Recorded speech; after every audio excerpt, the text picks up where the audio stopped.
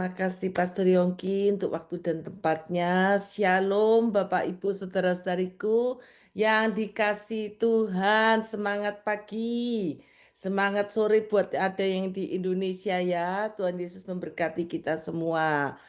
Saya sangat tertarik pada hari ini untuk membahas firman Tuhan di mana musim panas vs musim dingin. Ada sebuah pujian yang menguatkan buat kita semua. Itu judulnya Tuhan selalu menolongku. Amin. Kalau kita perhatikan kata-kata pujian ini, pujian itu ada kuasa ya. Makanya kita harus suka puji dan sembah Tuhan. Musim akan selalu berganti. Kasih Tuhan tetap abadi. Nanti dinyanyikan sendiri ya. Tak akan berubah sampai selamanya. Ku tetap percaya. Di situ dikatakan ku yakin Tuhan memberkati. Ku yakin Tuhan melindungi. Sampai dikatakan burung di udara Tuhan pelihara. Karena kasihnya. Tuhan selalu menolongku. Selalu menjagaku. Dikatakan sehelai di rambutku takkan terjatuh tanpa seizinmu. Ada yang bisa menghitung rambutnya? Gak bisa ya. Hanya Tuhan yang tahu ya. Tuhan selalu menolongku. Selalu menjagaku. Dia mengenyangkanku dan peliharaku. Terakhir ditutup katanya seumur hidupku. Luar biasa ya. Pujian Tuhan selalu menolongku ini. Biarlah pujian ini boleh menguatkan kita semua. Di saat segala keadaan. Di saat segala situasi apapun yang terjadi hari-hari ini. Amin. Karena dialah sumber. Sumber di atas segala-galanya. Tadi dikatakan oleh Pastor Yongki. Kita sudah memasuki tanggal 27 Juni ya. Sudah tidak terasa mau akhir di bulan Juni, nanti sebentar lagi bulan Juli dan seterusnya.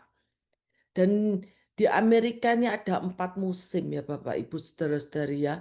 Musim panas itu summer. Kok di Amerika mulai dari bulan Juni, Juli, dan Agustus. Kemudian masuk musim gugur. Waktu begitu cepat fall, September, Oktober, November, dan sebagainya. Dan selanjutnya musim winter yang ditunggu-tunggu juga. Desember, Januari, Februari. Dan masuk bulan berikutnya lagi spring. Maret, April, Mei. Wah, waktu tuh berjalan dengan cepat. Karena apalagi nggak terasa ya. Sampai kita berbincang-bincang apa karena di sini ini 4 musim. Kok di Indonesia 2 musim. Tapi apapun yang terjadi, kita harus siap menghadapi masa depan. Baru-baru ini kita dikagetkan dengan kondisi alam yang naik turun ya. Kalau sekarang udara terasa enak, sekitar 60 sampai 70-an derajat Fahrenheit. Tapi yang kapan hari beberapa hari yang lalu itu sangat ekstrim. Sampai 105 Bapak Ibu. Sampai 106. Wah itu kalau panasnya sangat panas sekali. Tapi Tuhan mau hati, pikiran, perkataan, tindakan kita ini jernih ya. Tindakan kita ini bersih. Apa yang kita lakukan itu jaga. Kita harus bisa menjaga hati, pikiran di segala situasi keadaan apapun. Jangan mudah terpancing ya. Jangan mudah terpancing dengan situasi dan keadaan. Orang suka marah hari-hari ini. Waktu musim-musim itu saya banyak lihat, saya cuma ke supermarket aja bisa lihat orang marah. Anak kecil banting-banting botol, banting-banting itu ndak bisa diatur sama orang tuanya. Ya karena apapun yang terjadi, kita harus bisa menjaga hati kita, menjaga pikiran kita, perkataan kita, tindakan kita di setiap musim kehidupan ini. Saya tanya sama anak saya, favoritmu tuh apa sih? Di musim apa yang paling kamu suka? Anak saya dari 3 anak tuh jawabannya bisa beda-beda. Yang satu bilang suka musim panas summer. Kenapa saya tanya? Oh iya, enak libur, school close katanya. Bisa pergi dan kemana-mana. Wah, puji Tuhan. Ya, ya saya juga suka, tapi saya suka winter. Wah, jadi suka winter. Kenapa kok suka winter? Soalnya suka suasananya. Thanksgiving kan, Christmas, terus New Year, terus mereka tuh seneng sekali pakai baju yang tebel-tebel, bisa pakai jaket, tambah seneng gitu ya. Terus yang satu lagi, wah kalau saya suka spring, wah, yang spring, oh ya spring, iya rasanya tuh suasananya berbeda. Apapun musim kehidupan kita nikmati aja, enjoy aja. Jadi kita harus menjalani kehidupan ini sekali lagi dengan penuh sukacita, dengan penuh gembira, hati yang gembira. Tadi minggu kapan tuh saya mengatakan hati yang gembira adalah obat yang manjur. Amin. Jadi sekali lagi kita mau belajar hidup ini dijalani dengan sukacita supaya damai sejahtera itu mengalir dalam kehidupan kita. Firman Tuhan baru mau dimulai ya. Jadi firman Tuhan kali ini mari kita buka Mazmur 133. Mazmur 133 ayat 1 sampai ketiga. Biarlah udara mau panas, mau dingin, mau kayak apa bentuknya. Habis sekali lagi, hati, pikiran, tindakan, perkataan kita harus benar di hadapannya. Jangan mudah terpancing emosi dalam situasi apapun juga. Firman Tuhan mari kita buka sama-sama ya. Di situ firman Tuhan ini sangat mengena di hati kita kalau kita mau sungguh-sungguh mendalami ayat demi ayatnya ya. Persaudaraan yang rukun. Nyanyian Siara Daud di ayat 1 dikatakan, sungguh alangkah baiknya dan indahnya apabila saudara-saudara diam bersama dengan rukun. Kita mau belajar siap menghadapi masa depan ini dengan segala musim kehidupan apapun kita harus mengusahakan. Ayat 1 ini kalau kita perhatikan alangkah baiknya. Sungguh alangkah baiknya dan indahnya. Jadi kadang bisa terjadi, kadang bisa tidak terjadi. Tetapi dikatakan oleh pemazmur alangkah. Artinya alangkah itu kalau bisa, betapa itu pentingnya, alangkah baiknya dan indahnya apabila saudara-saudara diam bersama dengan rukun.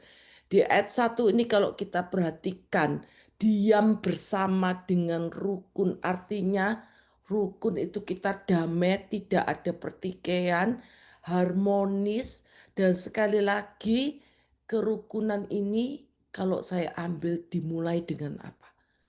Mau mendengar.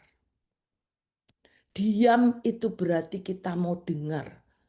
Diam itu kita bukan artinya kita diam, terus kita berpikir berasumsi yang tidak baik. Tetapi kita diam mau mendengar. Kita belajar mendengar satu sama lain. Di dalam keluarga kita belajar mendengar. Pentingnya mendengar, pentingnya komunikasi. Kalau kita mau diam, dikatakan diam, kita mau diam bersama dengan rukun. Makanya kalau saat kita diam bersama dengan rukun, maka ada kesatuan. Amin. Kerukunan itu dimulai dengan mau mendengar. Mau mendengar dari masukan suami, mau mendengar dari masukan istri, mau mendengar dari masukan anak, bahkan di tempat kerja, mau mendengar dari masukan dari pemimpin. Bukan artinya kita mau pendapat kita aja yang harus disetujui, tapi kita mau dengar. Amin. Sekali lagi kita mau dengar ya. Karena di dalam Yakobus 1 ayat 19 dikatakan, hai saudara-saudaraku yang kekasih, ingatlah hal ini. Setiap orang hendaklah cepat untuk apa? Cepat untuk mendengar, tetapi lambat untuk berkata-kata dan juga lambat untuk marah. Yakobus 1 ayat 20 dikatakan, sebab amarah manusia itu tidak mengerjakan kebenaran di hadapan Allah.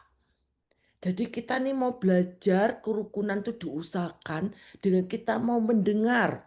Sehingga di situ terciptalah kerukunan dan kesatuan. Tidak ada pertikaian, tidak ada pertikaian, tidak ada perselisihan. Tetapi kita mengundang hadirat Tuhan senantiasa dalam hidup kita. Jadi sekali lagi ya, suami istri harus bersatu, kita semua harus bersatu, apapun perbedaan yang ada. Memang kita berbeda ya, tetapi kita harus bersatu. Itu yang Tuhan kehendaki. Sekali lagi, kerukunan untuk mau dimulai dengan mendengar.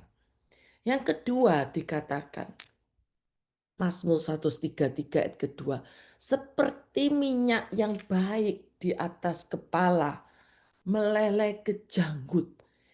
Dikatakan sekali lagi, yang meleleh ke janggut Harun dan ke leher jubahnya.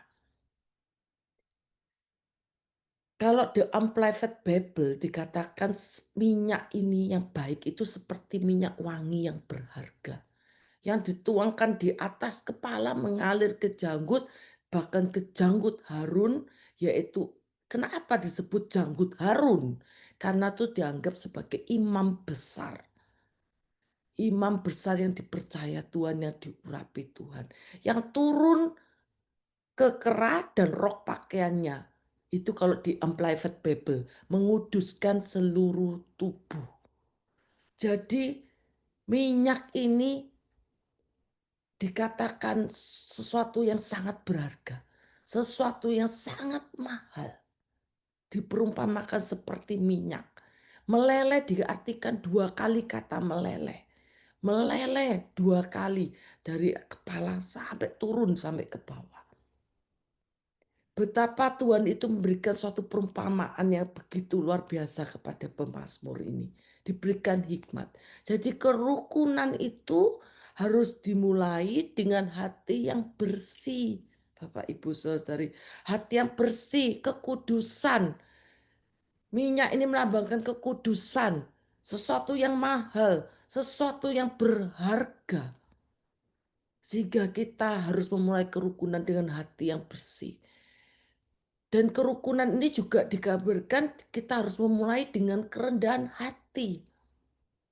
Kerendahan hati, tanpa kerendahan hati kita nggak bisa rukun ya. Maunya bertengkar, maunya argue, maunya aku benar, kamu salah. Kamu salah, aku benar. Akunya yang didahulukan. Tetapi Tuhan mau di sini kita rendah hati. Amin. Kerukunan dimulai dengan hati yang bersih, kudus. Kerukunan dimulai dengan kerendahan hati. Bahkan di sini dikatakan meleleh ke janggut Harun. Janggut ini melambangkan apa, Bapak Ibu Saudari? Melambangkan bentuk kedewasaan seseorang. Kita bukan anak-anak, tetapi kita dewasa. Nggak ada anak-anak sudah berjanggut, nggak ada. Adanya orang dewasa yang sudah berjanggut. Jadi kerukunan membutuhkan kedewasaan. Jadi di ayat kedua ini melambangkan kerukunan dengan hati yang bersih. Kerukunan itu dimulai dengan kerendahan hati. Dan kerukunan dimulai dengan membutuhkan kedewasaan. Kalau kita seperti anak-anak, kita akan minta terus. Tetapi kalau kita sudah dewasa, kita lain. Kita lebih banyak melakukan bagian-bagian kita yang benar di hadapan Tuhan. Yang lebih suka menyenangkan hati Tuhan. Biar kita mau hidup rukun, hidup dalam kesatuan di setiap musim kehidupan kita. Amin. Dan ayat yang ketiga, janji Tuhan sungguh sangat luar biasa ya di ayat ketiga Mazmur 133 ini. Seperti embun gunung Hermon. Kenapa disebut gunung Hermon, Bapak Ibu Saudara-saudari? Gunung Hermon itu gunung yang sangat tinggi sekali. Berkat itu dicurahkan dari tempat yang tinggi, dari tempat yang maha kudus. Seperti embun gunung Hermon yang turun ke atas gunung-gunung Sion. Gunung-gunung Sion itu bukit-bukit ya. Jadi tempat yang lebih rendah. Sebab kesanalah Tuhan memerintahkan berkat. dikatakan kehidupan untuk selama-lamanya. Seperti embun dari Gunung Hermon. Embun Gunung Hermon. Jadi itu merupakan suatu lambang di mana kedekatan kita dengan Tuhan. Kedekatan dengan kita, Tuhan. Simbol kehadiran Tuhan. Kalau zaman dulu Musa, Tuhan berbicara kepada Musa di Gunung Sinai. Jadi kita harus benar-benar melakukan apa yang Tuhan perintahkan, yaitu kita harus hidup dalam kerukunan dan kesatuan. Supaya janji Tuhan di ayat ketiga ini terjadi dalam kehidupan kita. Bukan sekedar kita menyanyikan pujian bahwa ku yakin Tuhan memberkati. Tetapi kok kita tidak melakukan bagian kita, berkat itu tidak mengalir Bapak Ibu Saudara-saudari.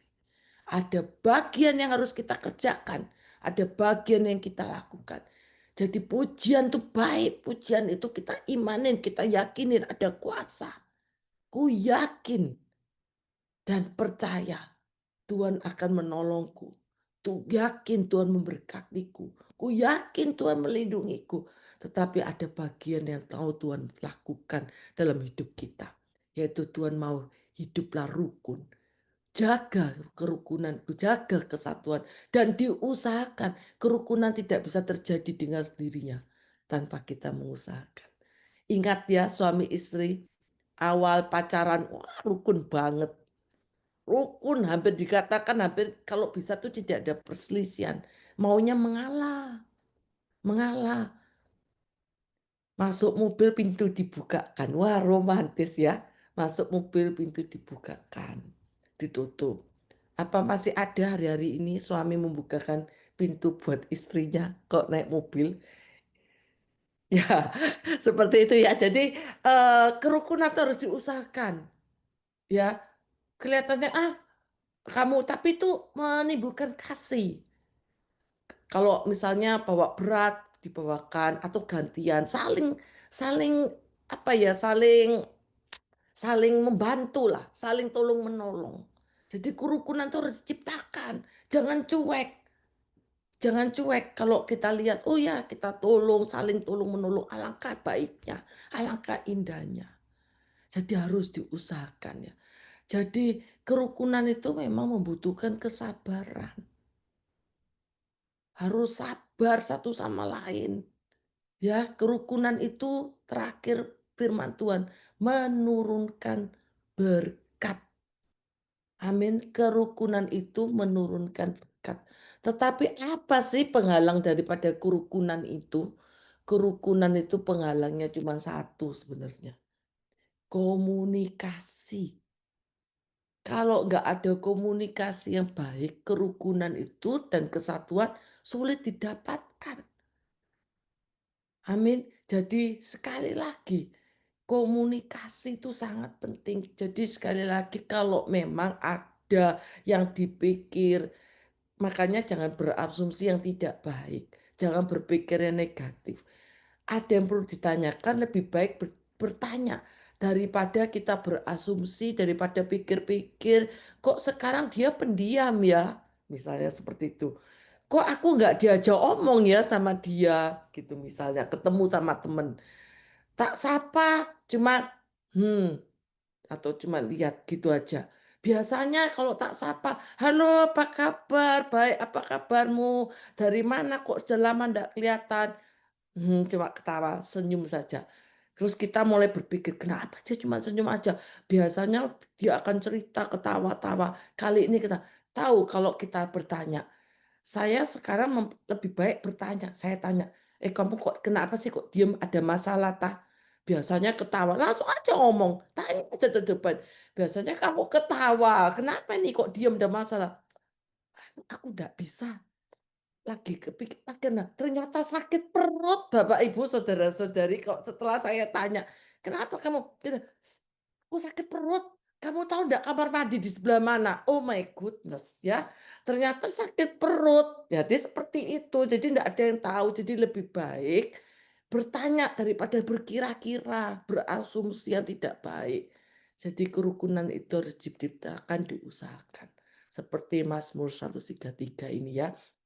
Sekali lagi, kerukunan harus dimulai dengan mendengar. Kerukunan dimulai dengan hati yang bersih. Yang ketiga, kerukunan dimulai dengan kerendahan hati. Kerukunan dimulai dengan kedewasaan. Kerukunan membutuhkan kesabaran. Kerukunan menurunkan berkat. Masih ingat atau lupa tadi kata-kata yang saya bagikan ini ya? Yang penting tadi cuma satu ya, rukun sudah ada. Rukun dan kesatuan itu nomor satu sudah ya. Tadi mungkin lupa apa yang saya katakan kesimpulannya ya. Tetapi sekali lagi di setiap musim kehidupan kita, tetaplah hidup rukun dan bersatu. Biarlah hadirat Tuhan, berkat Tuhan dicurahkan kita terima dengan penuh sukacita. Haleluya. Amin. Terima kasih Tuhan untuk firman-Mu. Kami sungguh mengucap syukur Tuhan untuk kebaikan-Mu. Apapun yang terjadi di setiap musim hidup kami, baik itu segala musim yang ada Tuhan, kami satu hal kami percaya, kami mau Engkau hadir di tengah-tengah setiap waktu-waktu yang kami lalui. Kami perlu Engkau Tuhan. Kami mau melakukan firman-Mu untuk kami mau hidup rukun, hidup bersatu, satu sama lain. Sehingga kami percaya janji firman Tuhan akan digenapi dalam hidup kami semua. Dalam nama Tuhan Yesus yang percaya katakan, amin.